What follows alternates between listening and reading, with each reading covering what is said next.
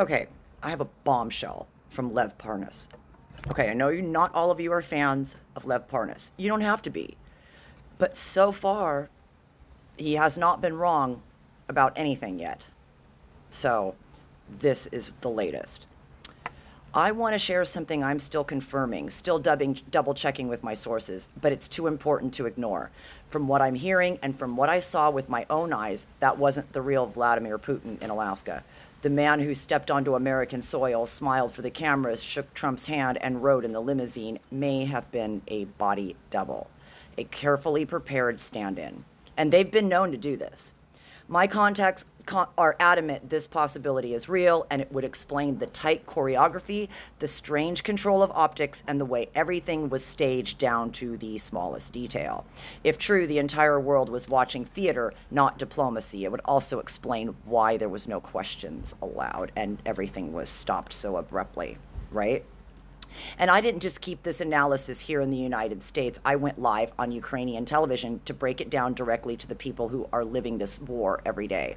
I told them exactly what I'm telling you now, that the man we saw in Alaska may not have even been Putin, that the whole spectacle was designed to distract, to buy time, to re-normalize Russia on the world stage. I spoke truth to power, not just here in America, but to Ukrainians on the front lines, because they deserve to hear the truth, unfiltered, not buried under Western headlines or drowned out by Kremlin propaganda.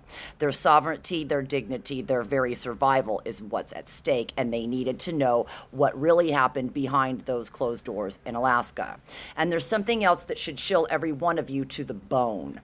Trump didn't just walk away from Alaska empty-handed. He walked away with lessons. He let it slip himself, quoting Vladimir Putin directly, saying the elections were rigged because of mail-in voting. Think about that, folks. That wasn't an accident. That was advice. That was mentorship. Trump was a student in that room, learning from one of the most ruthless dictators alive about how to stay in power forever. These conversations weren't about Ukraine. They weren't about ceasefires. They weren't about peace. They were about power grabs, about breaking the system from within, about silencing opposition and rewriting the rules. And now we know Putin was even giving him the playbook.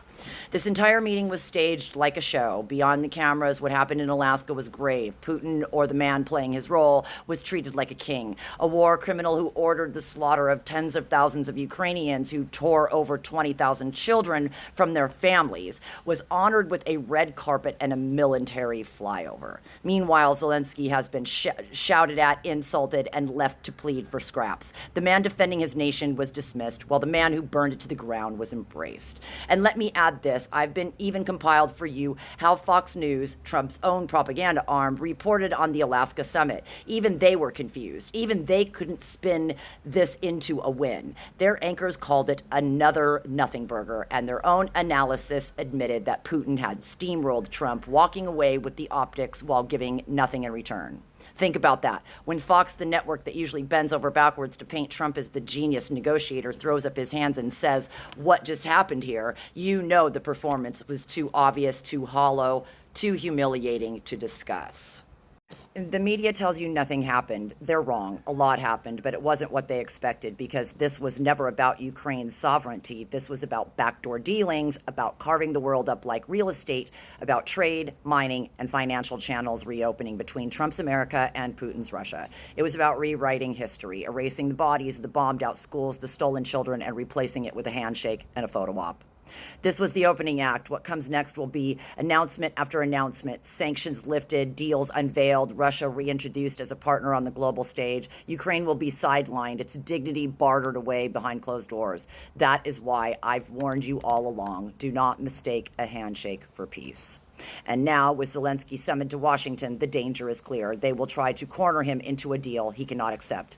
A land swap, a false peace carved out of Ukraine's sovereignty, and when he refuses, they will paint him as the obstacle, the problem, the reason peace failed. That's the plan. That's what Alaska was really about.